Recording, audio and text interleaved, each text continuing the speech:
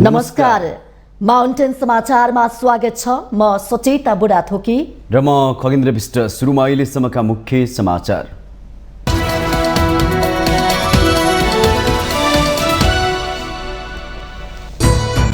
सुन तस्करी प्रकरणमा सीआईबीले बुझायो अनुसन्धान प्रतिवेदन। 29 जना विरुद्ध मुद्दा चलाउन राय। विदेशबाटै सञ्चालित अन्तर्देशीय संगठन अपराध भएको ठहर। चालू आर्थिक वर्षको बजेट कार्यान्वयनको समीक्षामा प्रधानमन्त्री प्रचण्ड। जनतालाई परिणाम दिन राजनीतिज्ञ र कर्मचारी तन्त्रले जोखिम उठाउन तयार हुनुपर्ने भनाई। जनशक्ति र उपकरण अभावले सरकारी अस्पताल बिरामीको चाप धान्न नसक्ने अवस्थामा। ललितपुरमा रहेको मुलुकको एकमात्र रेफरल मानसिक अस्पतालको अवस्था नाजुक। संहिताको प्रयोग सफल हुन नसके खारेज हुन सक्ने नेकपा यसका सम्मानित नेता खनालको टिप्पणी। कामले सरकारको भविष्य निर्धारण गर्ने। सरकारले मुक्तिको घोषणा गरेको 15 वर्ष बित्दा पनि हलियाहरूको जीवनमा देखिएन कुनै परिवर्तन। रोजगारको अवसर नहुँदा गुजरा गर्ने सकस। समावेशता नारामा सीमित। रुसी राष्ट्रपति भ्लादिमिर पुटिन र उत्तर कोरियाली शासक किम जोङ उन बीच भेटवार्ता। पश्चिमा साम्राज्यवादी विरुद्ध दुवै मुलुक एकजुट हुनुपर्नेमा सहमति। र एसिया कप क्रिकेटमा बिहीबार पाकिस्तान र श्रीलङ्का बीचको खेल सेमिफाइनल सरह नै हुने।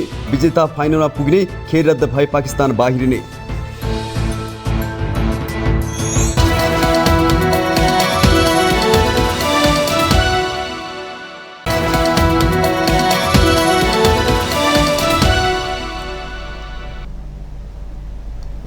अब समाचार विस्तारमा। प्रहरीको केन्द्रीय अनुसन्धान ब्युरो सीआईबीले सुन तस्करी प्रकरणको प्रतिवेदन सरकारी वकिलको कार्यालयमा पेश गरेको छ। 29 जनालाई प्रतिवादी बनाउँदै 3 अर्ब 50 करोड बिगो कायम गरे मुद्दा चलाउन सरकारी वकिलको कार्यालयलाई राय पेश गरिएको हो। 35 दिन अनुसन्धान गरेको सीआईबीले सुन तस्करी प्रकरणमा के भेट्यो त प्रमाण हेरौं यो रिपोर्ट। सीआईबीले बुधबार पत्रकार सम्मेलन गरी अहिलेसम्म अनुसन्धानबाट खुलेको तथ्य सार्वजनिक गर्यो, जसमा विभिन्न माध्यमबाट पछिल्लो समय 362 किलो सुन तस्करी भएको दावी सीआईबीले गरेको छ। यस प्रकरणमा संलग्न 29 जना विरुद्ध मुद्दा चलाउन राय दिएको छ। उनीहरूलाई 7 वटा ऐनको दफा अनुसारको कसुरमा मुद्दा चलाउन सीआईबीले राय दिएको छ। यो प्रकरणमा हालसम्म 32 जना पक्राउ परिसकेका छन्। तीमध्ये 6 जनालाई मुद्दा चलाउन आवश्यक नरहेको सीआईबीको निष्कर्ष छ। 18 जना फरार रहेका मध्ये 4 जनालाई मात्र मुद्दा चलाउन भनिएको छ। सुन तस्करीको प्रकरण अनुसन्धानलाई जारी राख्दै मुद्दा चलाउने गरी सीआईबीले राय दिएको छ।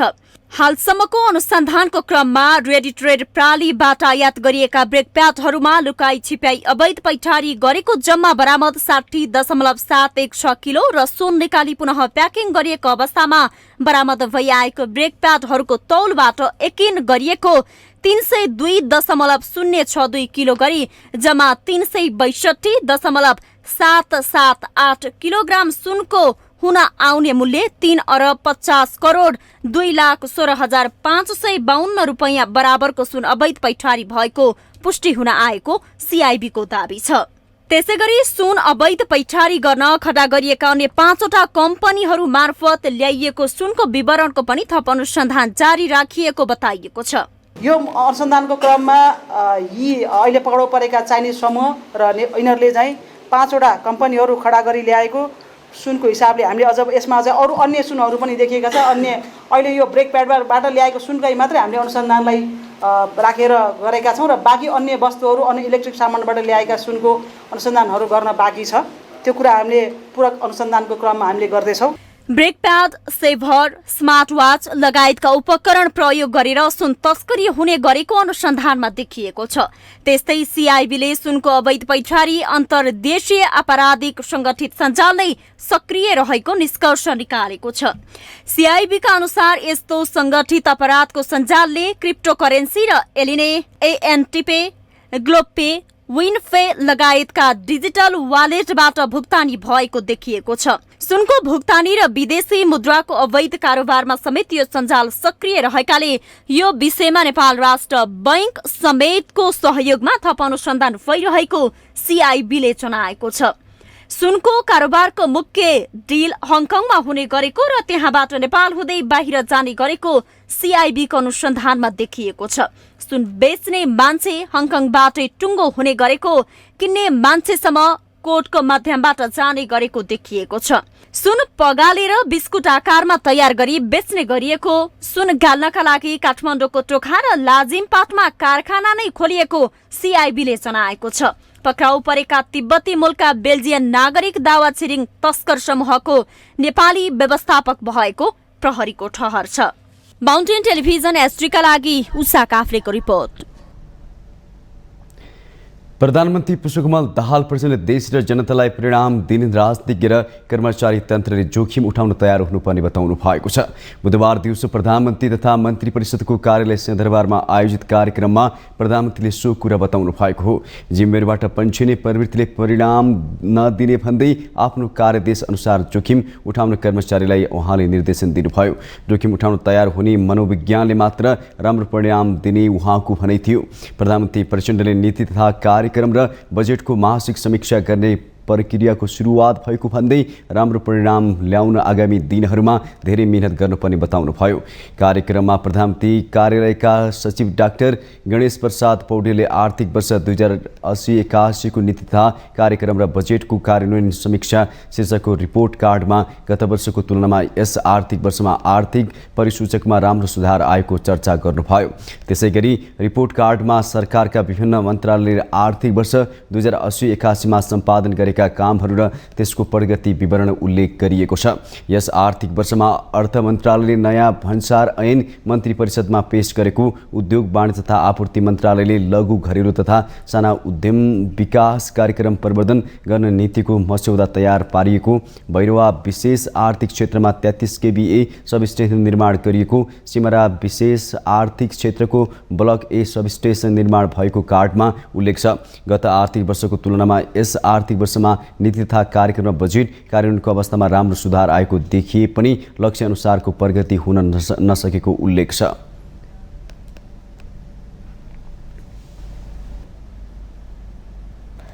लामो समयदेखि अड्किएको विद्यालय शिक्षा सम्बन्धी कानुन संशोधन र एकीकरण गर्न बनेको विधेयक 2080 अन्ततः संसदमा दर्ता भएको छ। उक्त विधेयक बुधबार प्रतिनिधि सभामा दर्ता भएको हो। मंगलबार नै संसदमा पुगेको विद्यालय शिक्षा सम्बन्धी कानुन संशोधन र एकीकरण गर्न बनेको विधेयक 2080 सबै प्रक्रिया पुर्याएर बुधबार दर्ता भएको छ। साउन 16 गते नै मन्त्री परिषदको बैठकले संसदमा पेश गर्न स्वीकृति दिएको थियो, तर सदन नपुग्दै विधेयकको विरोध तथा विभिन्न आन्दोलन सुरु भएपछि प्रधानमन्त्री प्रचण्डले परिमार्जन गरेपछि मात्रै संसदमा दर्ता गर्ने प्रतिबद्धता व्यक्त गर्नुभएको थियो। प्रस्तावित विधेयकमा निजी विद्यालयलाई गुठीमा रूपान्तरण हुने बाटो खुला गरिएको छ। यसअघि सबै निजी विद्यालय गुठीमा जानुपर्ने गरी कानुन बनाउने गरी मस्यौदा तयार भए लगत्तै निजी स्कुल सञ्चालकहरूले विरोधपछि यसलाई ऐच्छिक बनाएर विधेयकमा संसदमा लगिएको छ। विधेयकमा माध्यमिक शिक्षा परीक्षा SEE नरहने प्रस्ताव गरिएको छ। प्रस्तावित विधेयक जस्ताको त्यस्तै पारित भए कक्षा 12 को मात्रै राष्ट्रिय परीक्षा बोर्डले सञ्चालन गर्नेछ। हाल अध्यापन गराइरहेका 44,000 राहत शिक्षकको मागलाई पनि प्रस्तावित विधेयकले समेटेको छ। राहतमा अध्यापन गराइरहेका शिक्षकले आन्तरिक परीक्षा दिन पाउनेछन्। फेल भए सरकारले निश्चित रकम दिएर विदाई गर्नेछ। शिक्षकमा विशिष्ट श्रेणी राख्ने प्रस्ताव गरिएको छ। विद्यालय व्यवस्थापन समितिको अध्यक्ष अभिभावकहरूबाटै मात्रै छनौट गर्न पाउने लगायतका प्रावधान पनि राखिएका छन्। यसअघि जनप्रतिनिधिको उपस्थितिलाई लिएर प्रश्न उठेको थियो।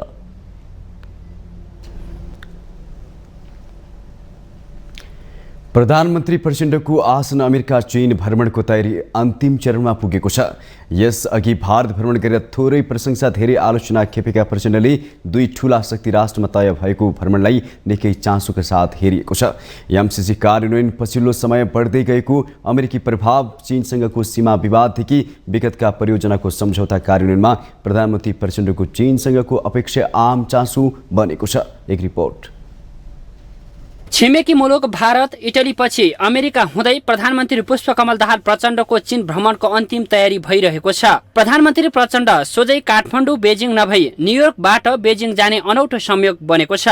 भर्खरै मात्रै एमसीसी कार्यान्वयन भएको बेला प्रधानमन्त्री प्रचण्ड अमेरिकाबाट चीन जाने यो संयोग राष्ट्रिय तथा अन्तर्राष्ट्रिय चासो पनि भएको छ। भारतसँग जस्तै चीनसँग पनि नेपालले धेरै सम्झौता गर्ने तर कार्यान्वयन फितलो हुने आक्षेप लाग्ने गरेको छ। चीनीय राष्ट्रपति सी जिनपिङको सन् 2019 को भ्रमणमा मात्र भएको 1.5 दर्जन सहमतिको अत्तोपत्तो छैन। त्योभन्दा अघि र पछि भएका बेग्रेल्ती सम्झौता पत्रहरूमध्ये करिब 4 दर्जन जति अलपत्र छन्। काठमाडौँ केरुङ रेलमार्ग, पारवाहन सम्बन्धी सम्झौता, बीआरआई भनिने बेल्ट एन्ड रोड इनिसिएटिभ जस्ता आयोजनाहरू अलपत्र छन्। हालै चीनले जारी गरेको राष्ट्रिय नक्सामा नेपालको कालापानी, लिम्पियाधुरा, लिपुलेक क्षेत्र नसमेटिएको विषय पनि प्रचण्डको टाउको दुखाइ बनेको छ। यी यावत समस्या प्रचण्डले चीनसँग खुलेरै राख्ने आँट गर्नुपर्छ। सबै राष्ट्रहरू हाम्रा मित्र हुन्, कोही पनि हाम्रा शत्रु छैनन् भन्ने जो हामीले अंगीकार गरेको सिद्धान्त छ, त्यही अनुसार अगाडि जानुपर्छ र त्यसमा हाम्रो प्रधानमन्त्री सफल हुनुभयो भने त्यही नै नेपालको निमित्त हित हुन्छ। तर कहिले कता ढल्किने, कहिले कता ढल्किने, जहाँ गयो त्यहीँ चाहिँ नि आवश्यकताभन्दा बढी गफ गर्ने र बातचित गरेर आउने जुन उहाँको शैली छ त्यो परिवर्तन हुन्छ भन्ने अपेक्षा गर्नुपर्छ। सन् 1960 को दशकदेखि सुरु भएको नेपाल चीन उच्च स्तरीय भ्रमण आदान प्रदान 2072 साल यता झनै बाक्लिएको छ। अधिकांश भ्रमणमा रेल परियोजना, सीमा व्यवस्थापन, तेल र ग्यासको सम्भाव्यता अध्ययन, दुई देशीय व्यापार लगायतका विषयमा सम्झौता भएका छन्। तर कार्यान्वयनको स्थिति भने कमजोर छ। नेपालको कमजोर कूटनीतिक, भ्रमण अघि हुने पूर्व तयारीको अभाव र कूटनीतिक संयन्त्र मार्फत गरिने निरन्तर पहलको कमी लगायतका कारण द्विपक्षीय सहमति सम्झौता कार्यान्वयन हुन सकेका छैनन्। यसरी उच्च स्तरीय भ्रमणका क्रममा हरेक पटक उस्तै खालका विषयमा सम्झौता हुने गरे पनि कार्यान्वयनको स्थिति भने निकै कमजोर हुने गरेको अर्थविदको ठहर छ। चीनीय अर्थतन्त्र पनि उसमा विगत चाहिँ नि 30 वर्षमा चाहिँ नि हेर्ने हो भने एकदमै धेरै प्रगति गरेको, धेरै धनी भएको राष्ट्रको रूपमा, धेरै अर्थतन्त्रको रूपमा चाहिँ नि हुन्छ र ती दुवै अर्थतन्त्रबाट अहिले चाहिँ नि ती अर्थतन्त्रलाई बजारको रूपमा केन्द्रीकृत गर्ने त्यो अवस्था छ र ती अर्थतन्त्रबाट नेपालमा इन्भेस्टमेन्ट्सहरू ल्याउन सक्ने चाहिँ नि धेरै सम्भावनाहरू छन्। तिनैलाई केन्द्रित गरेर चाहिँ नि भ्रमणमा काम हुनुपर्छ। यसपालि निकै कम प्राथमिकतामा परेको प्रधानमन्त्री प्रचण्डको चीन भ्रमण, त्यो पनि अमेरिका हुँदै चीन जाने क्रमले चीनसँग विकासको साझेदारीमा असर पर्ने त होइन, प्रश्न खडा भएको छ।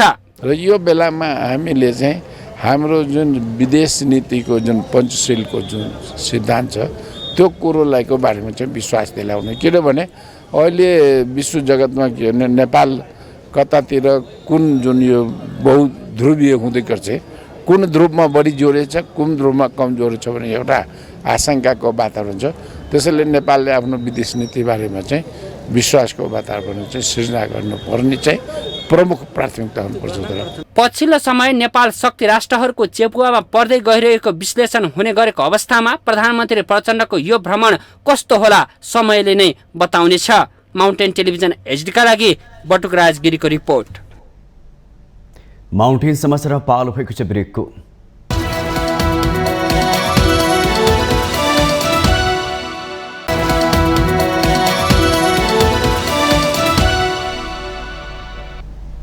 ब्रेकपछि पुनः स्वागत छ। अब बाँकी समाचार। उपचार केही सस्तो हुने भएपछि अधिकांश बिरामीहरू सरकारी अस्पताल नै आउने गर्छन्। उपचारमा निजी क्षेत्रभन्दा सरकारी अस्पताल कम पनि छैन, तर सरकारी अस्पतालहरूमा सेवा सुविधा भन्दा पनि अधिक समस्याको सामना बिरामीले गर्नुपर्छ। जनशक्ति र उपकरणको कमीले कैयौं बिरामीहरू घण्टौं लाइन बस्न बाध्य छन्। ललितपुरको लगनखेल स्थित नेपालको एकमात्र रेफरल सरकारी मानसिक अस्पताल पनि जनशक्ति र उपकरणको समस्यासँग जुधिरहेका छन्। एक रिपोर्ट। दर्शकबिन पछिल्लो समय देशैभरिका अस्पतालहरूमा विभिन्न प्रकारका सेवा सुविधामा चुकिरहेको भन्ने खबरहरू आइरहेको छ र केन्द्रीय अस्पतालहरू विशेष गरी देशैभरका बिरामीहरू उपचारका लागि आउने गर्छन्। तर ती केन्द्रीय अस्पतालहरूको अवस्था कस्तो छ त? सही उपयोग भइरहेका छन् कि छैनन् उपकरणहरू र औषधि व्यवस्थापन कसरी गरेको छ भन्ने विषयमा जानकारी लिनका लागि स्वास्थ्य मन्त्रालयले आज विभिन्न केन्द्रीय अस्पतालहरूमा कर्मचारीहरू खटाएको छ र हामी सोही अनुगमनमा उपस्थित हुँदै आज हामी ललितपुरमा रहेको यस मानसिक अस्पताल पाटनमा आएका छौँ। यहाँको समग्र जानकारी लिन्छौँ। हजुर, अब दरबन्दी एकजना छ नासुको, अब अरूलाई अब ल्याऊ भन्नु नि मिलेन। अब अपरेटर चाहिन्छ नि, चिठी टाइप गरेर कहिले कम्प्युटर काम गरेछु, कहिले काठमा अब तपाईँको कार्यालय सहयोग काम गरेछु, कार्यालय सहयोग पनि छैनन्। अब थाई कर्मचारी हुन्छन् त 23जना छ, अब 5-6 जना मात्र। यहाँ हामी कहाँ चाहिँ एउटा कुरो चाहिँ अब यो म्यान पावर पनि कमी छ, अनि यतादार इक्विपमेन्टहरू र अनि सबै टेस्टहरू राख्न पनि अलिक गाह्रै हुन्छ कि अब तपाईँको कुन बिरामीलाई कुन इन्भेस्टिगेसन हुन्छ। स्तरोन्नति गर्न निकै ढिला भइसकेको कारणले गर्दाखेरि जनसङ्ख्या र बिरामीको चापको आधारमा हाम्रा कर्मचारीहरू कम छन्, यो कुरा सही हो। अब विकास समिति अन्तर्गत केही कर्मचारीहरू हुनुहुन्छ र चिकित्सक, नर्स अनि शय्या सङ्ख्याको हिसाबले कुरा गर्ने हो भने चाहिँ अब यसलाई स्तरोन्नति गर्नु जरुरी छ र अब सायद यो बिल्डिङहरू बनिसके पछाडि केही वर्षभित्र शय्या सङ्ख्या वृद्धि हुने अनि कर्मचारीको सङ्ख्या चाहिँ एडेक्वेट हुने सम्भावना छ। अब प्रशासनिक कर्मचारीहरूमा पनि हाम्रोमा अब एकजना सुब्बा भनौँ न नासु हुनुहुन्छ, एकजना खरदार हुनुहुन्छ, लेखामा एकजना मात्र स्टाफ हुनुहुन्छ लेखा अधिकृत। त्यो हिसाबले चाहिँ केन्द्रीय अस्पतालमा कर्मचारीको अभाव नै भन्नुपर्छ। थाइरोइड फङ्सन टेस्टहरू यो चाहिँ हाम्रोबाट अब सेवा प्रदान चाहिँ भइराखेको छ, तर मेसिनहरू अलिकति पुरानो भएको कारणले बेला बेलामा समस्या आउने भएर समस्या पर्छ र बेसिक जाँचहरू त हाम्रोमा हुन्छ। दर्शकबिन्द, अहिलेसम्म हामीले यस मानसिक अस्पतालमा भएका उपकरणहरू अथवा वार्षिक रूपमा कति उपकरणहरू खरिद हुन्छन् र तिनीहरूको उपयोग कसरी गरिएको छ भन्ने विषयमा जानकारी लिएका थियौँ भने अब यस अस्पतालमा उपयोग हुने औषधिहरूको व्यवस्थापन कसरी गरिएको छ र समग्रमा औषधिको म्याद गुज्रिएको छ छैन, कसरी समग्रमा कसरी व्यवस्थापन गरिएको छ भन्ने विषयमा हामी जानकारी लिनका लागि फार्मेसीतिर जाँदैछौँ। यहाँ चाहिँ अहिले PLA MAHS प्लामस भन्ने सफ्टवेयर प्रयोग गरेको हुनाले सबै लजिस्टिकका कुराहरू सामग्रीहरूका खर्च भएर जाने नभएर जाने सबै सामग्रीहरूको अपडेट अद्यावधिक भएको भेटियो र यहाँको चाहिँ अलिकति केही सन्दर्भमा कन्जस्टेड हुने, फार्मेसीलाई साँघुरो भएको प्लस धेरै सेवाग्राही भएको क्यापासिटी चाहिँ धेरै चाहिने तर जनशक्तिको अवस्था चाहिँ अलिकति कम भएको, यसको कारणले गर्दा ONM को प्रस्ताव गएको र मन्त्रालयबाट पनि त्यो ONM को प्रस्ताव गएर यो चाहिँ सङ्घीय मामला र अर्थ मन्त्रालयमा गएको भन्ने बुझिएको छ। दर्शकबिन, मानसिक अस्पताल विक्रमसम्म 2040 सालमा स्थापना भई कायम भएको दरबन्दीकै आधारमा अझै पनि चलिरहेको छ। दिनानुदिन बिरामीको सङ्ख्या बढ्दो छ तर कर्मचारी जनशक्तिको सङ्ख्या भने उति नै छ। यस्तो अवस्थामा अस्पताल सञ्चालन गर्न कतिको चुनौती होला भन्न निकै सहज हुनेछ। यसलाई व्यवस्थापन गर्नका लागि स्वास्थ्य तथा जनसङ्ख्या मन्त्रालयले ध्यान दिन आवश्यक छ। माउन्टेन टेलिभिजन HD का लागि क्यामेरामा केशव श्रेष्ठका साथमा बिन्दु अधिकारी, काठमाडौँ। पाठेघरको मुखको क्यान्सर गराउने ह्युमन पेपिलोमा भाइरस HPV विरुद्धको खोप किशोरीलाई दिन सुरु गरिएको छ। यो खोप 14 वर्ष पुरा भई 15 वर्ष ननागेका किशोरीलाई 7 प्रदेशका 7वटा खोप केन्द्रमा दिइँदैछ। एक रिपोर्ट। पछिल्लो समय महिलाहरूमा स्तन क्यान्सरपछि पाठेघरको मुखको क्यान्सरले विकराल अवस्था लिएको छ। यसको न्यूनीकरणका लागि स्वास्थ्य मन्त्रालयले 14 वर्ष पूरा भई 15 वर्ष ननागेका किशोरीलाई 7 प्रदेशका 7वटा खोप केन्द्रबाट HPV विरुद्धको खोप दिन सुरु गरिएको छ। अहिले सीमित मात्रामा भएको यो खोप झण्डै 9000 जना किशोरीले मात्र पाउनेछन्। पाठेघर मुखको क्यान्सर हुनुमा HPV भाइरस मुख्य कारण भए पनि छिटो उमेरमा विवाह हुनु, HIV संक्रमित व्यक्तिसँग सम्पर्क गर्नु लगायतका कारणले जोखिम बढाउन सक्छ। गत वर्षको तथ्याङ्क हेर्ने हो भने 2600 मध्ये 1400मा पाठेघरको क्यान्सर देखिएको थियो। सुरुवाती चरणमा उपचार पद्धतिबाट निको हुने भए पनि अन्य अङ्गमा फैलिँदै जाँदा मृत्यु समेत हुन सक्छ। यो खोपले पाठेघरको मुखको क्यान्सर लाग्नबाट बचाउन मद्दत पुग्ने चिकित्सकहरू बताउँछन्। अहिले पहिलो मात्रामा र 6 महिनापछि दोस्रो मात्रा खोप दिइनेछ। यो भ्याक्सिनको बारेमा चाहिँ हाम्रो स्कुलले नै जानकारी गराएको थियो र हामीले चाहिँ उमेर पुग्ने भएर नै हामी यहाँ भ्याक्सिन लाउन आएको र HPV भनेको चाहिँ ह्युमन प्यापिलोमा भाइरस र यसले चाहिँ पाठेघरको मुखको क्यान्सर विरुद्ध चाहिँ यसले चाहिँ त्यो क्यान्सर चाहिँ हुन दिँदैन। यो खोपले चाहिँ कुनै साइड इफेक्ट्सहरू चाहिँ एकदम निम्न रूपमा चाहिँ दिने चान्सेस चाहिँ एकदम लो छ। मैले लाउन पाइनँ नि, अब जस्तो हामी अन्डर एज भयौँ होइन, अनि अब अरू चाहिँ अब ठुलो भएन सबै भएन, अनि तिनीहरूले लाउन पाएनन् कि। अब हामी त्यत्रो टाढाबाट आयौँ, हामीले लाउनै पाएनौँ। अब अरू ठुला बडा अनि अरू वुमेन्सहरूलाई नि लाउन पाउनु पर्ने हो, तर अब सरकारले चाहिँ यसमा ध्यान दिनुपर्ने कुरा हो। मैले 6 दिनले गर्दाखेरि भ्याक्सिनेसन लाउनै पाइनँ। छिटै अब खोप आउँछ भन्ने चाहिँ मेरो आशा छ। भएको छ फागुनमा आउन भन्नुभएको छ।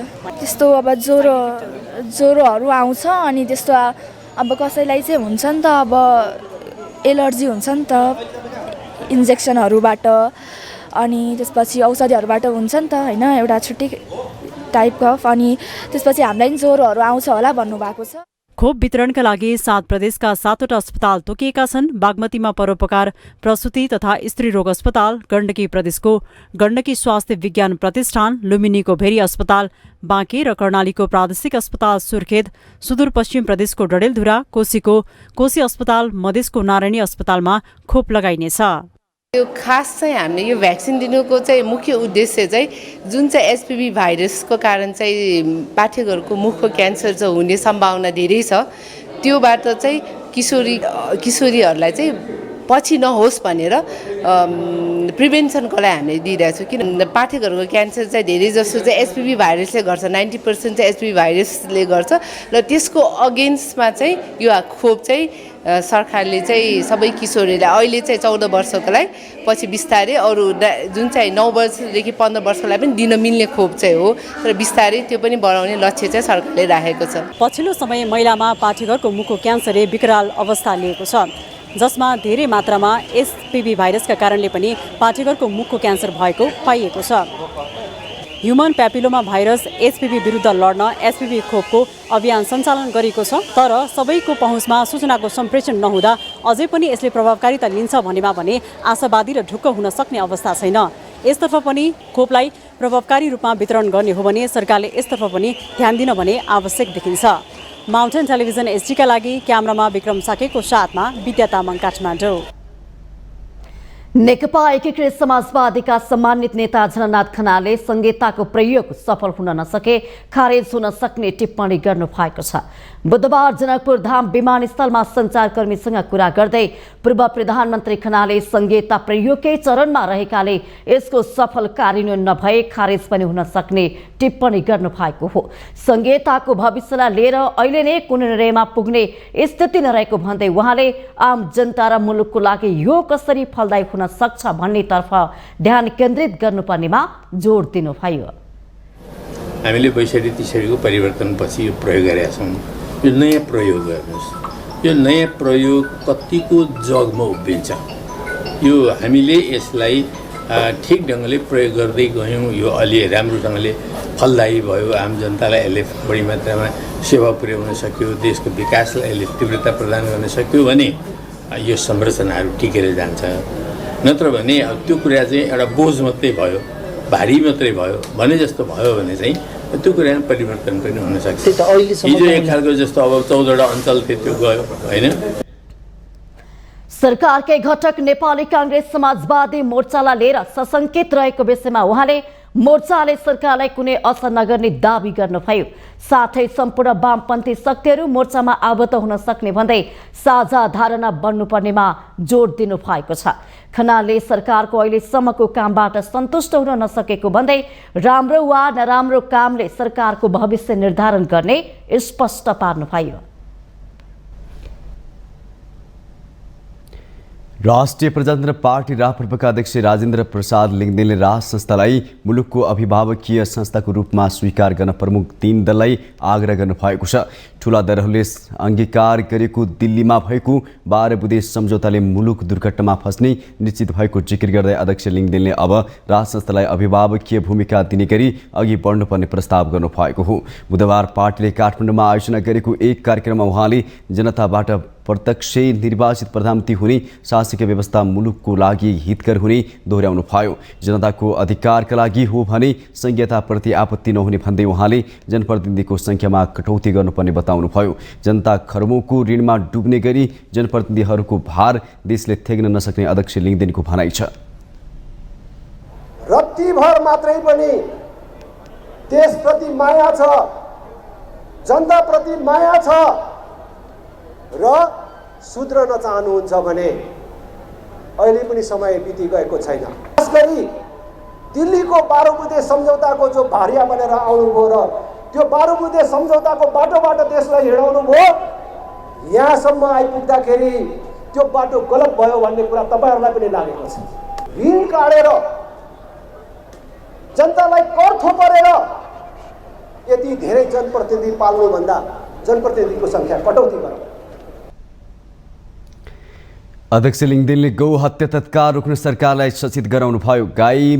गोरु मार्छु भन्नेहरूलाई सरकारले नरोक्ने हो भने सामाजिक सद्भाव बिथोल्ने, धार्मिक द्वन्द्व ल्याउने र राष्ट्रिय एकतामा खलबल पार्ने काम हुने भएकाले आफ्नो पार्टीले त्यसको प्रतिवाद गर्ने उहाँले चेतावनी दिनुभयो। अध्यक्ष लिङ्गदेनले गिद्ध समेत मार्न नपाइने कानुन भएको देशमा गाई मार्छु भन्नेहरूलाई सरकारले कारबाही नगरेको भन्दै आक्रोश व्यक्त गर्नुभयो। कार्यक्रममा पूर्व अध्यक्ष डाक्टर प्रकाश चन्द्र लोहनीले 3 ठूला दलले मुलुकलाई भ्रष्टाचारमा डुबाएको आरोप लगाउँदै त्यसको विरोधमा उत्रिनु परेको उल्लेख गर्नुभयो।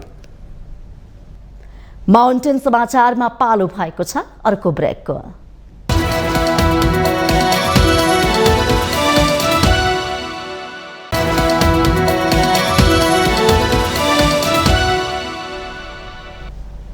ब्रेकपछि स्वागत छ। अब बाँकी समाचार।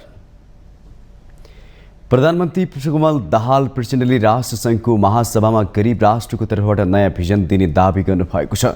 बुधबार काठमाडौँमा मुलुकको समृद्धि, सम्भावना र चुनौती विषय कार्यक्रममा प्रधानमन्त्री प्रचण्डले नेपाल अति कम विकसित राष्ट्रको अध्यक्षताले त्यसको पक्षमा नयाँ भिजन दिने गरी UN महासभामा प्रस्तुत हुने दावी गर्नुभएको छ। अब अहिले UN भिजिटमा पनि मैले नेपालको विकासका आवश्यकता र प्रयासहरूबारे, क्लाइमेट चेन्जको असर जे परेको छ, हिमाल सेतोबाट कालो हुँदै गएका छन् र यसले साउथ एसिया मात्रै होइन ग्लोबल्ली नै यसले निकै ठुलो नेगेटिभ इम्प्याक्ट परेको कुरालाई मैले अलिकति जोड दिएर उठाउने सोचेको छु। अहिले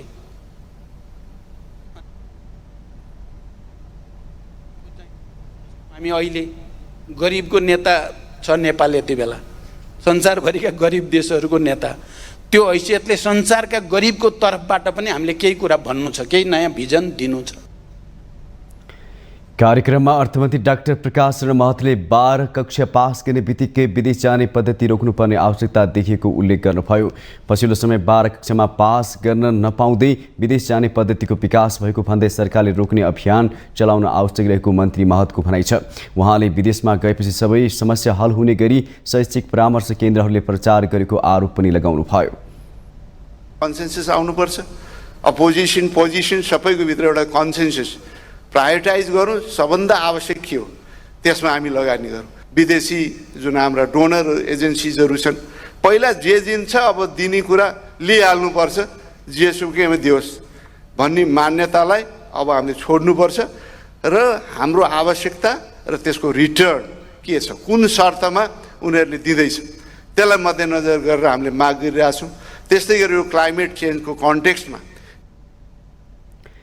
नेपाल उद्योग वाणिज्य महासङ्घका अध्यक्ष चन्द्रप्रसाद ढकालले सरकारले सर्वसाधारणको मनोबल बढाउने नीति ल्याए अर्थतन्त्रको समस्या कम हुन सक्ने बताउनुभयो। उहाँले पछिल्लो समय सरकार नियमनकारी निकायहरूले निजी क्षेत्रले उठाउँदै आएका समस्या र मागका विषयमा बेवास्ता गर्दा अर्थतन्त्रमा समस्या देखेको दावी गर्नुभयो। अध्यक्ष ढकालले सरकारले उद्योगी व्यवसाय र जनतालाई सकारात्मक बनाउने गरी नीति नल्याएसम्म अर्थतन्त्रमा समस्या समाधान हुन नसक्ने ठोकुवा गर्नुभयो।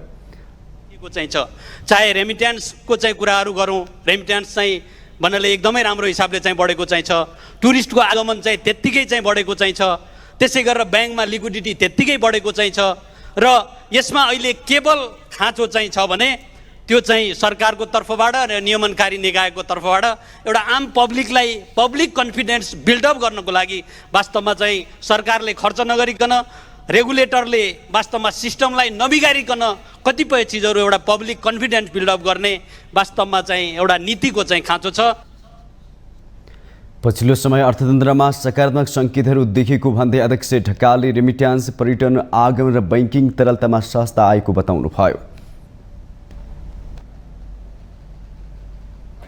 सरकारले हलिया मुक्तिको घोषणा गरेको 15 वर्ष भइसक्यो। सुदूर तथा मध्य पश्चिममा दास प्रथाको रूपमा रहेको हलियाबाट मुक्त गर्न सरकारले विभिन्न राहत तथा पुनर्स्थापनाको प्याकेज पनि ल्यायो। तर मुक्तिको 15 वर्षसम्म पनि हलियाहरूको दैनिकीमा खासै परिवर्तन भने आएको छैन। एक रिपोर्ट। मुक्त भएको 15 वर्ष बितिसक्दा समेत दास प्रथामा शोषित भई पिल्सिएका हलियाहरूको अवस्थामा कुनै परिवर्तन आएको छैन। उचित बसोबास र रोजगारीका कार्यक्रम लक्षित वर्गमा नपुग्दा मुक्त हलियाहरू नदी किनार, सामुदायिक वन नजिक तथा राजमार्ग छेउमा कष्टकर जीवन बिताउन बाध्य छन्। केही हलियाहरूको लागि सरकारले बस्ने घर बनाइदिएको छ। कञ्चनपुरको भीमदत्त नगरपालिका, बेतकोट नगरपालिका, पुनर्वास नगरपालिका लगायत क्षेत्रमा हलियाहरूलाई 2 कोठा र 1 बरण्डा सहितको घर बनाइदिए पनि घाँस र कपासको अभावमा मुक्त हलियाहरूको दैनिकी सकसपूर्ण छ। हाम्रा दलितका अगुवाहरूले यो बस्ती बसाए उजाड बस्ती बनाए, किनकि यो बस्ती बसाए वास्तविक पीडित हुन् भनेर बाहिरबाट जोसँग पावर छ, जसको अगाडि मान्छे छ, जोसँग पहुँच छ, त्यसलाई ल्याए बस्ती बसाए। उसको अन्त नभएको भए यो बस्तीमा किन बस्दैन? किन बहादुरी गरेर बाहिर हिँडेर कमाउन त हामी पनि जान्छौँ, साइकलको यात्रा गरेर दिनभरि मजदुरी गर्छौँ, लेबरी गर्छौँ, आफ्नो बालबच्चालाई साँझ पख लिएर खिलाउँछौँ। अब यहाँ धेरै जसो कस्तो भएको छ कि माथिबाट आएको सेवा सुविधा, जस्तै हलिया मुक्तिले घर दिएर बाँसको लागि दियो, घाँसको लागि कस्तो छ भने जो माथिका दलितका अगुवाहरूले माथिबाट आएको सेवा सुविधा यहाँ केही पनि हामीलाई उपलब्ध हुँदैन, तिनीहरूले उतै जे गर्छन्। कञ्चनपुरको भीमदत्त नगरपालिका 19 बागफाटामा मुक्त हलियाका लागि 35 घर बनेका छन्। तीमध्ये हाल 23 घरमा मात्रै मुक्त हलिया बस्छन् भने अरू खाली छन्। रोजगारीको अभावमा उनीहरू मुक्त हुनु अघिकै अवस्थामा समेत फर्किएका छन्। खाउँ भने गाँस छैन, लाउँ भने टालो छैन बनाएछ हजुर। समस्या परेको छ म माथि। बजार जानेछौँ, काम गर्न जानेछौँ हजुर, रातपट्टि चाहिँ आउन जानलाई हामीलाई मुस्किल हुन्छ। म यो शिविरमा बस्छु, अहिले 8-10 वर्ष भइगयो यहाँ बस्या।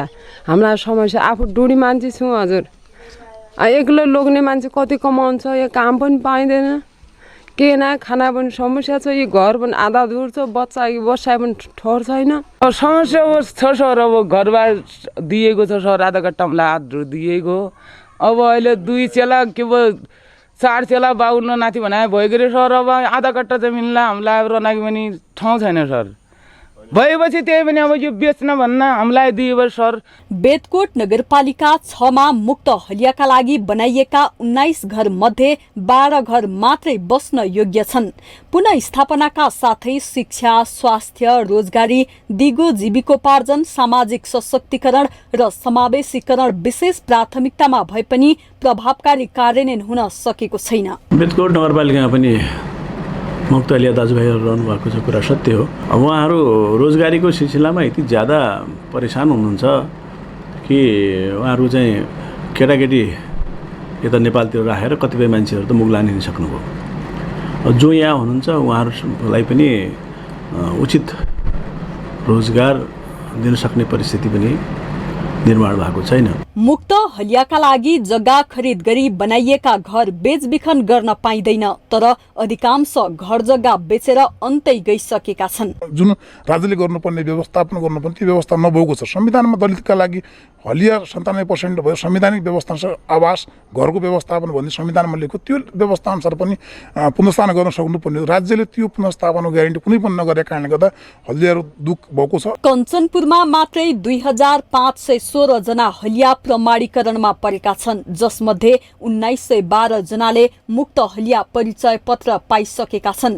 यी बाहेकका मुक्त हलियाहरू अझै छुट हलियाहरूको रूपमा व्यवस्थापनकै आशमा छन्।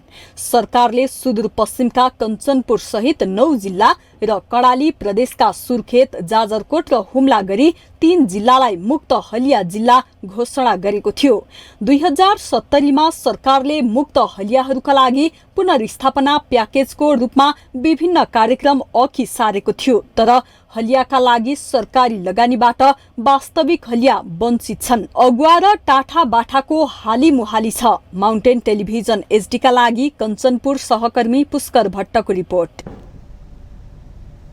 नेपाली कांग्रेसका नेता डाक्टर शेखर कोइरालाले सभापति र महामन्त्रीहरू 2 ध्रुवमा बाँडिएकाले पार्टी सञ्चालनमा समस्या भएको टिप्पणी गर्नुभएको छ।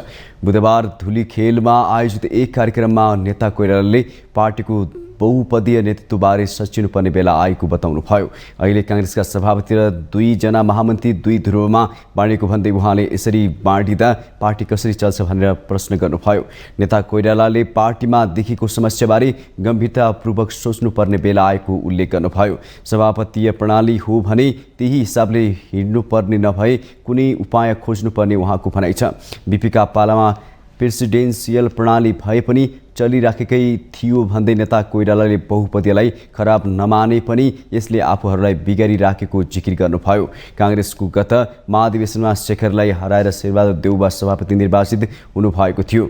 एक महामन्त्रीमा शेखर प्यानलका गगन थापा र निर्वाचित हुँदा अर्को महामन्त्रीमा विश्वप्रकाश शर्मा विजयी हुनुभएको थियो। सभापति देउबाको प्यानलका 2 महामन्त्री उम्मेदवार पराजित भएका थिए।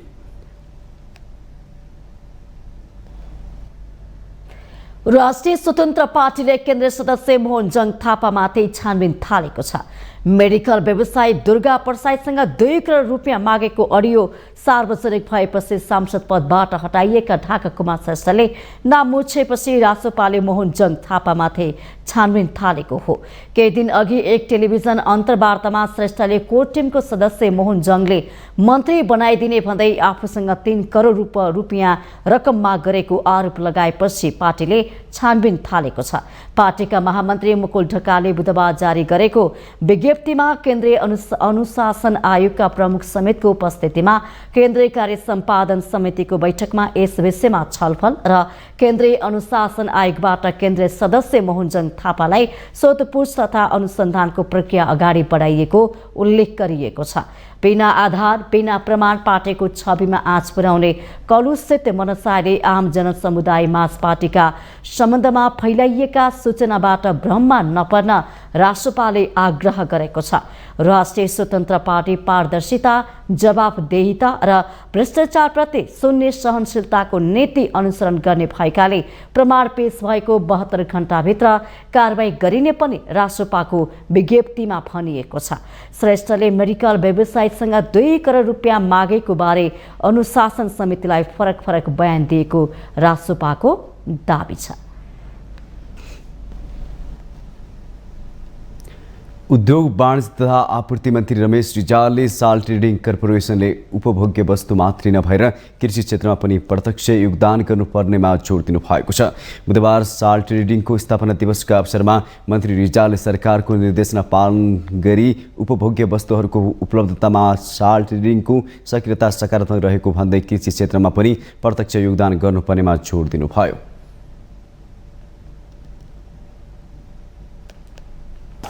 आन्तरिक उत्पादनले मात्र माग पूरा नहुने उपभोग्य वस्तुहरू सहज रूपमा आयात गरी उपभोक्ता हित संरक्षणमा टेवा पुर्याउन साल ट्रेडिङ कर्पोरेसन लिमिटेडले नेपाल सरकारलाई पुर्याएको सहयोग अतुलनीय छ। कर्पोरेसन निजी तथा सार्वजनिक अवधारणाको दरिलो उदाहरण बनेको छ। नेपाल सरकारले आवश्यकता अनुसार गर्ने निर्देशनको पालनामा कर्पोरेसनले देखाएको सक्रियतालाई सरकारले सकारात्मक रूपमा लिएको छ।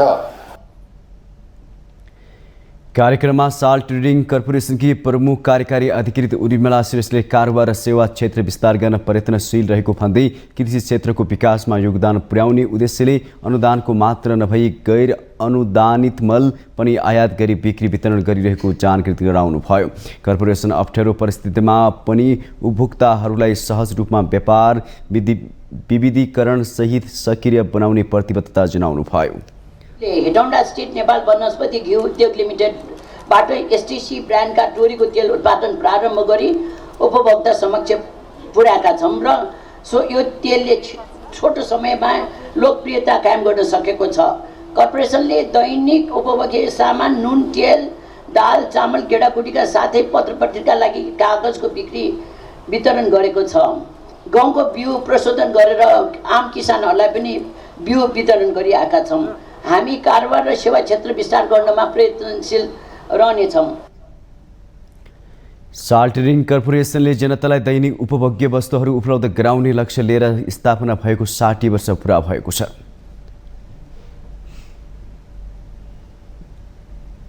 हामीसँग आर्थिक अन्तर्राष्ट्रिय खेल समाचार बाँकी नै छन्। माउन्टेन समाचार पालो भएको छ ब्रेकको।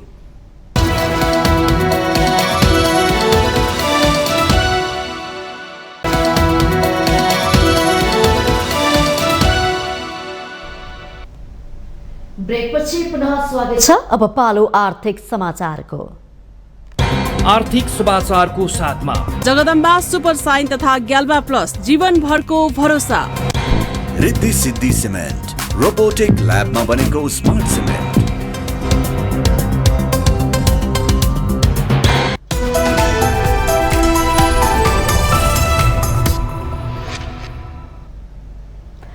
स्वतन्त्र ऊर्जा उत्पादकहरूको संस्था नेपाल इपानले नेपालको ऊर्जा क्षेत्रमा अन्तर्राष्ट्रिय लगानी भित्राउन पहल थालेको छ। बुधबार नेदरल्यान्ड्सको बैंक एफएमओका प्रतिनिधिहरूसँग काठमाडौँमा भएको छलफलमा एपान पदाधिकारीहरूले नेपालको ऊर्जा क्षेत्रमा खरबौं डलर लगानी आवश्यक भएको भन्दै सस्तो दरमा दीर्घकालीन ऋण उपलब्ध गराइदिन आग्रह गरेका छन्। एपान अध्यक्ष गणेश कार्कीले वित्तीय व्यवस्थापन गर्न नसकेको कारण 2600 मेगावाट क्षमताको जलविद्युत आयोजनाको विद्युत खरिद बिक्री सम्झौता पीपीए खारेज गरेको स्मरण गराउँदै नेपालको ऊर्जा क्षेत्रमा अथाह लगानीको अवसर भएको उल्लेख गर्नुभयो। एफओएमएका प्रमुख कार्यकारी अधिकृत सीईओ माइकल जोजेनीले 2019 देखि एपानसँग सहकारी गर्दै आएको स्मरण गराउँदै उहाँले अन्तर्राष्ट्रिय मुद्रा कोष आईएफसी का मापदण्ड र ईएसजीलाई केन्द्रमा राखेर काम गर्न एपानले ठूलो भूमिका खेल्न सक्ने पनि विश्वास व्यक्त गर्नुभयो। एपानका उपाध्यक्ष आशिष गर्गले नेपालको जलविद्युत उत्पादन र उपयोगको तथ्याङ्क प्रस्तुत गर्दै आयोजना विकासको विभिन्न चरणमा रहेका 53,431 मेगावाट क्षमताका 1,224 आयोजनामा 1 खर्ब 13 अर्ब डलर लगानी आवश्यक हुने औलाउनु भएको छ। निर्माण भइसकेका करिब 2,900 मेगावाट क्षमताका 191 आयोजनामा 5 अर्ब र निर्माणाधीन 7,107 मेगावाट क्षमताका 129 आयोजनामा 11 अर्ब डलर लगानी भएको बाहेक सबै 95 अर्ब डलर लगानी तथा आवश्यक पर्ने तथ्याङ्क प्रस्तुत गर्नु भएको छ। एफएमओले नेपालमा एनएनबी बैंक मार्फत 50 मिलियन डलर $6.5 अर्ब रुपियाँ भन्दा बढी ऋण जलविद्युतमा लगानी गरेको छ। सरकारले मुख्य चाडपर्वलाई लक्षित गर्दै भन्सार सहुलियतमा 20,000 टन चिनी आयात गर्ने भएको छ। उद्योग वाणिज्य तथा आपूर्ति मन्त्रालयको प्रस्तावमा 20,000 टन चिनी आयातमा 50% भन्सार छुट दिने निर्णय भएको अर्थ मन्त्रालयले जनाएको छ। खाद्य व्यवस्था तथा व्यापार कम्पनी र साल्ट ट्रेडिङले 10,000 टन चिनी आयात गर्ने गरी भन्सार छुटको निर्णय भएको मन्त्रालयका प्रवक्ता धनीराम शर्माले जानकारी दिनुभयो। चिनीमा 30% भन्सार महसुल लाग्छ। मन्त्रालयले 20,000 10,000 टन चिनी आयात गर्न 2 कम्पनीलाई 50% भन्सार सहुलियत छुट दिने निर्णय गरेकाले अब 15% भन्सार महसुलमा चिनी ल्याउन पाउनेछन्। उद्योग वाणिज्य तथा आपूर्ति मन्त्रालयले चाडपर्वका लागि भन्दै 60,000 चिनी आयातको अनुमति माग गरेको थियो। तर नेपाली बजारमा चिनी रहेको र बजार मूल्यमा हस्तक्षेपका लागि सो परिणाममा चिनीको भन्सारमा सहुलियत दिएको अर्थ मन्त्रालयले जनाएको छ। नेपाली बजारमा अहिले 115 रुपियाँसम्ममा चिनीको बिक्री भइरहेको छ।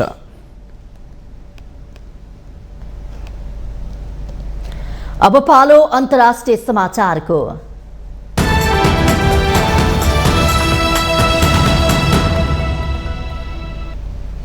रुसी राष्ट्रपति भ्लादिमिर पुटिन र उत्तर कोरियाली शासक किम जोङ उन बीच भेटवार्ता भएको छ।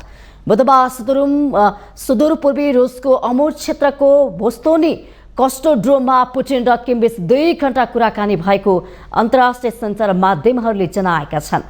पुटिनले रकेट प्रविधिमा किमले अत्याधिक चासो देखाएको कारण कस्मोड्रोममा भेटघाट भएको प्रस्ट्याउनु भएको छ।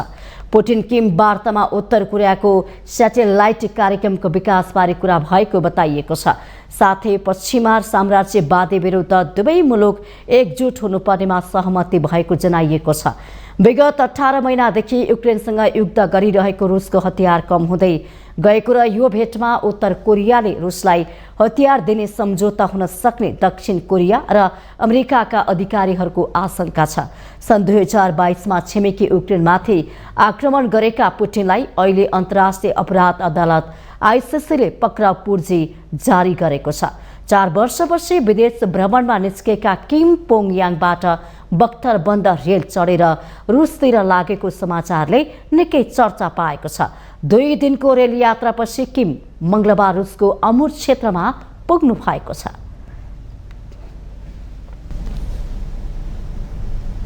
अमेरिकी प्रतिनिधि सभाका सभामुख केभिन मैकार्थीले राष्ट्रपति जो बाइडेनमाथि भ्रष्टाचारको आरोप लगाउँदै महाभियोग लगाउन आह्वान गर्नुभएको छ। मैकार्थीले पत्रकार सम्मेलन गर्दै राष्ट्रपति जो बाइडेनमाथि भ्रष्टाचारको आरोप लगाउँदै महाअभियोग लगाउन आह्वान गरेको अन्तर्राष्ट्रिय सञ्चार माध्यमहरूले जनाएका छन्। सदन र समितिलाई राष्ट्रपति बाइडेनमाथि औपचारिक महाअभियोग अनुसन्धान गर्न निर्देशन दिएको सभामुख मैकार्थीले उल्लेख गर्नुभयो। हाउस ओभरसाइट कमिटीको अनुसन्धानबाट बाइडेन परिवारले भ्रष्टाचार गरेको भेटिएको उहाँको दाबी छ। रिपब्लिकनहरूले सन् 2021मा राष्ट्रपतिको पदभार ग्रहण गर्नु अघिदेखि बाइडेनका छोरा हन्टर बाइडेनको व्यापारिक कारोबारको अनुसन्धान गरिरहेका थिए। बाइडेनले शक्तिको दुरुपयोग गरेको र भ्रष्टाचार गरेकाले प्रतिनिधि सभाले थप अनुसन्धान गर्न आवश्यक रहेको मैकार्थीले बताउनुभयो। बाइडेन 2024को राष्ट्रपति पदको उम्मेदवार बन्ने दौडमा हुनुहुन्छ। 80 वर्षीय राष्ट्रपतिमाथि महाअभियोग लगाउन सभामुखले भूमिका नखेले पदमुक्त गर्ने विपक्षी रिपब्लिकन पार्टीका नेताहरूले धम्की दिएका छन्। व्हाइट हाउस र डेमोक्रेटिक सांसदहरूले भने महाअभियोग राजनीतिक बदलाको रूपमा आएको टिप्पणी गरेका छन्।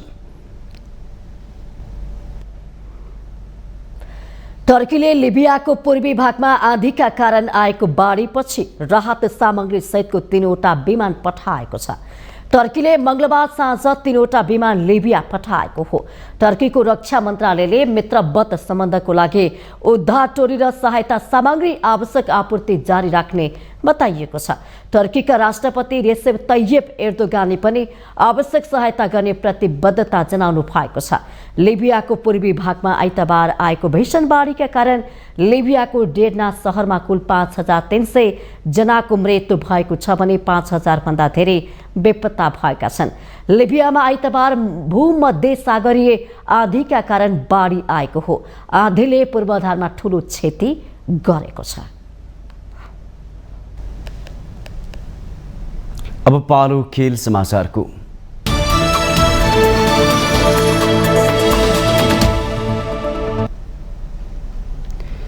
एशिया कप क्रिकेटको सुपर 4 अन्तर्गत बिहिबार पाकिस्तान र श्रीलङ्का बीचको खेल सेमिफाइनल सराउनै हुने भएको छ। भारतले फाइनलमा स्थान सुरक्षित गरिसकेको अवस्थामा बिहिबार पाकिस्तान र श्रीलङ्का बीचको विजेता फाइनलमा पुग्नेछ। बिहिबार श्रीलङ्का र पाकिस्तान बीचको खेल दिउँसो 3:15 कोलम्बोमा सुरु हुनेछ। श्रीलङ्का र पाकिस्तान दुवै समान 2-2 खेलमा 2 अङ्क जुटेका छन्। सुपर 4मा श्रीलङ्काले बङ्गलादेशलाई 21 रनले हराएको थियो। पाकिस्तानले बङ्गलादेशलाई 7 विकेटले हराएको थियो। 2 खेल हारेर प्रतियोगिताबाट बाहिरिसकेको बङ्गलादेशसँग खेल्न अघि नै भारत फाइनलमा पुगिसकेको हो। रन रेटको आधारमा श्रीलङ्का दोस्रो र पाकिस्तान तेस्रो स्थानमा छन्। प्राय हरेक खेलमा वर्षा बाधक भएको अवस्थामा पाकिस्तान थप दबावमा छ। पानी परेर खेल हुन नसके विश्व वरीयताको शीर्ष स्थानमा रहेको पाकिस्तानलाई पाखा लगाएर श्रीलङ्का फाइनलमा पुग्नेछ। वर्षाको कारण रद्द भएमा दुवै टोलीको समान 3 अङ्क हुनेछ। रन रेटको कारण श्रीलङ्का फाइनल खेल्नेछ। यस्तो अवस्थामा पाकिस्तानका लागि भारतसँगको 228 रनको हार नै मुख्य कारण। खेलको अवस्थामा पनि पछिल्लो समय श्रीलङ्काले गरिरहेको स्तरीय प्रदर्शन पाकिस्तानले सहज रूपमा लिने अवस्था छैन। तर विश्व नम्बर 1 एकदिवसीय क्रिकेट टोली पाकिस्तान जितमा विश्वस्त छ। भारत विरुद्ध पराजित खेलमा श्रीलङ्काका 20 वर्षीय युवा स्पिनर दुनित बेलालागेले चरित श्रीलङ्काको उत्कृष्ट बलिङ विरुद्ध भने पाकिस्तानले रणनीति बनाउनै पर्नेछ। माउन्टेन समाचारमा पालो भएको छ ब्रेकको।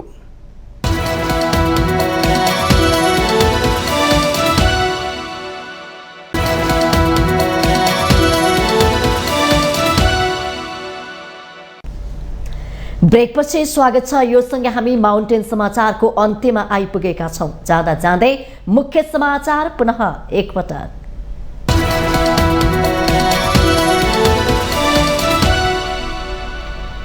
सुन तस्करी प्रकरणमा सीआईबीले बुझायो अनुसन्धान प्रतिवेदन। 29 जना विरुद्ध मुद्दा चलाउन राय। विदेशबाटै सञ्चालित अन्तर्देशीय सङ्गठित अपराध भएको ठहर। चालु आर्थिक वर्षको बजेट कार्यान्वयनको समीक्षामा प्रधानमन्त्री प्रचण्ड जनतालाई परिणाम दिने राजनीतिक र कर्मचारी तन्त्रले जोखिम उठाउन तयार हुनुपर्नेमा जोड। जनशक्ति र उपकरण अभावले सरकारी अस्पताल बिरामीको चाप धान्न नसक्ने अवस्थामा। ललितपुरमा रहेको मुलुकको एकमात्र रेफरल मानसिक अस्पतालको अवस्था नाजुक। संहिताको प्रयोग सफल हुन नसके खारेज हुन सक्ने नेकपा यसका सम्मानित नेता खनालको टिप्पणी। कामले सरकारको भविष्य निर्धारण गर्ने। सरकारले मुक्तिको घोषणा गरेको 15 वर्ष बित्दा पनि हलियारको जीवनमा देखेन कुनै परिवर्तन। रोजगारको अवस्था नहुँदा गुजारा गर्नै सकस। समावेशिता नारामा सीमित। रुसी राष्ट्रपति भ्लादिमिर पुटिन र उत्तर कोरियाली शासक किम जोङ उन बीच भेटवार्ता। पश्चिमा साम्राज्यवादी विरुद्ध दुवै मुलुक एकजुट हुनुपर्नेमा सहमति। र एसिया कप क्रिकेटमा बिहिबार पाकिस्तान र श्रीलङ्का बीचको खेल सेमिफाइनल सरहने हुने। विजेता फाइनलमा पुग्ने, खेल रद्द भई पाकिस्तान बाहिरिने।